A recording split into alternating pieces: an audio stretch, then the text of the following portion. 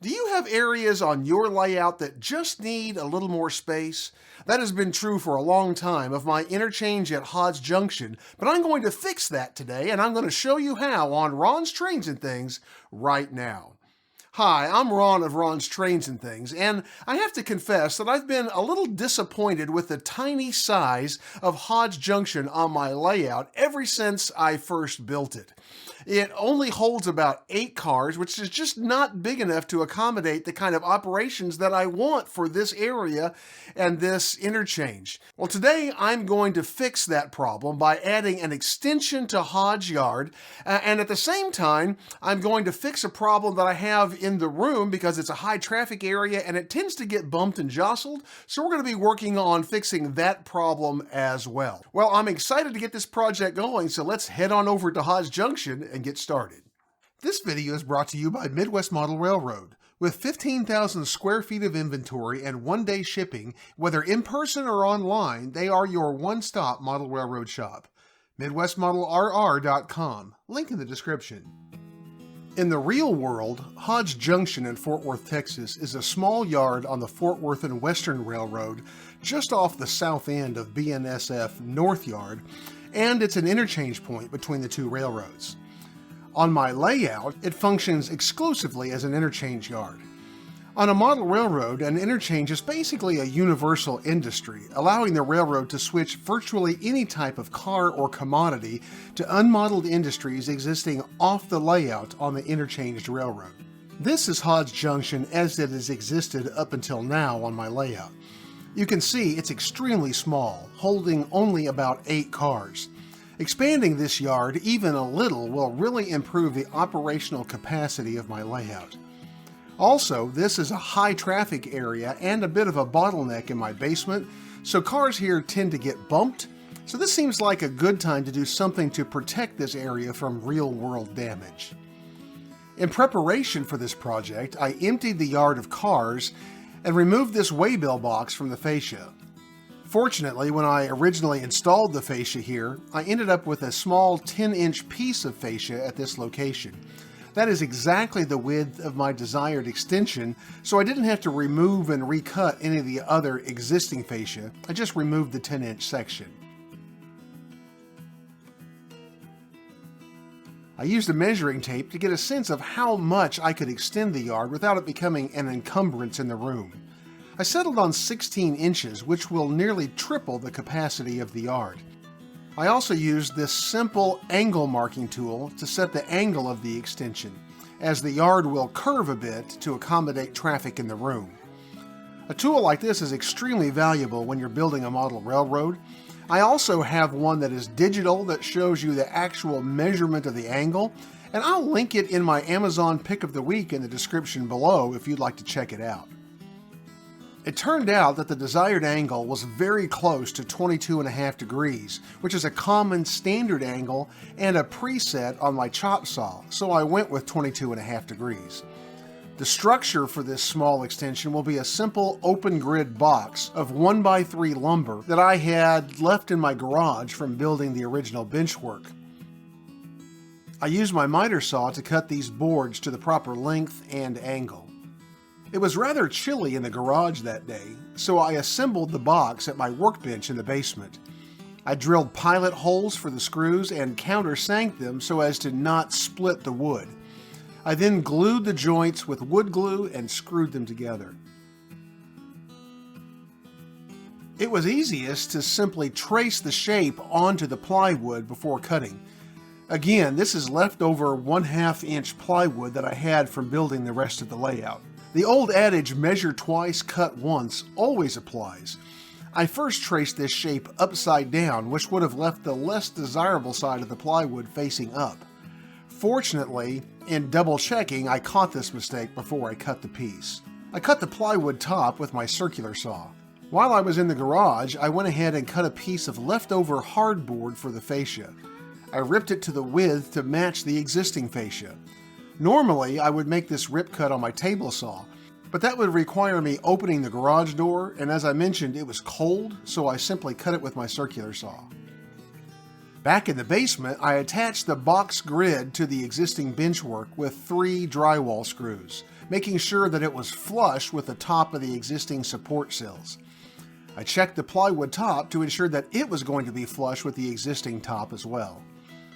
I used a couple of shims to get the box perfectly level, and I installed a 1x3 leg to support the end.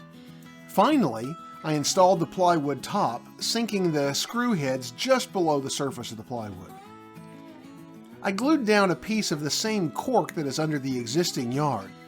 I learned long ago that when installing cork in sheets like this, where you're going to ballast and do scenery on top of it, glue down every inch of the cork or it's likely to bubble when it gets wet. I used an applicator brush to spread wood glue on the plywood. I then pressed the cork into place, trimmed it flush with the edge of the plywood, and weighed it down while it dried for a couple of hours. After that time, I removed the weights and began marking out the track placement. I marked the center lines of the straight track, then used a track setter from Pico to mark the curves to connect to the existing track. Track setters are fantastic tools that help you keep a consistent curvature in your curves. They are available in a wide variety of radii in both N and HO scales. Again, these are available on Amazon, and I have a list of many of the sizes in both scales in my Amazon store. I'll put a link to that list in the pick of the week in the description down below as well. When the center lines were marked, I also marked where the old track needed to be cut to allow for the curve. I cut those rails with a rail nipper and carefully scraped the unwanted pieces of track and old adhesive up with a putty knife. I then rechecked and finalized the curve markings. Let me pause for a moment to say that if you're enjoying this video and would like to see more model railroad tips, tools, and techniques to help you build your dream layout, then be sure to subscribe down below and click the little bell icon so you can catch future videos. Rather than removing ties and have to replace them later, I simply scrape away the spike head detail on the last tie of the existing track to allow the rail joiner to slip between the rail and the tie. I do this using a number 17 chisel blade. I use a file to clean up any rough edges on the rail and to remove the paint from the areas of the rail joints. I then installed the new sections of track to each yard track, temporarily pinning them down straight while I soldered the rail joints. A little flux, a hot soldering iron, a small amount of solder, then check the joint with an NMRA gauge and file away any rough edges or extraneous solder for each rail joint. I pinned each new track section temporarily into place and cut them to length as I went. I know there are a lot of opinions as to how to glue down track or even whether or not to do so, but I glue my track down with household latex caulk. The brand isn't really that important as long as it's paintable. Normally, I use gray caulk for this, but I had this tube of white available and already opened, so I used it. It will cover over with paint and ballast later. I carefully lift each section of track out of the way, apply a thin bead of caulk down the center line, flatten and spread it with a putty knife, working a bit of caulk into the areas that the caulking gun couldn't reach. Then carefully lay and press the track into place. I like to use push pins to hold the track in place while the adhesive dries, but with the thin cork in this area, I had to drive the push pins in with a tack hammer. I use a putty knife to clean up any extraneous caulk. I then let the caulk dry for several hours, usually overnight. While I was waiting, I measured, cut, and installed the fascia using truss head screws.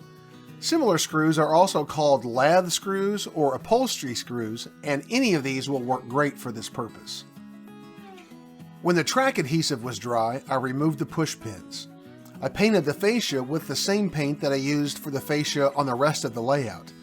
The fascia has a smooth surface and tends to show brush strokes, so I apply a second coat as soon as the first one is dry to the touch. To keep a consistent look with the skirting, I painted the support leg black.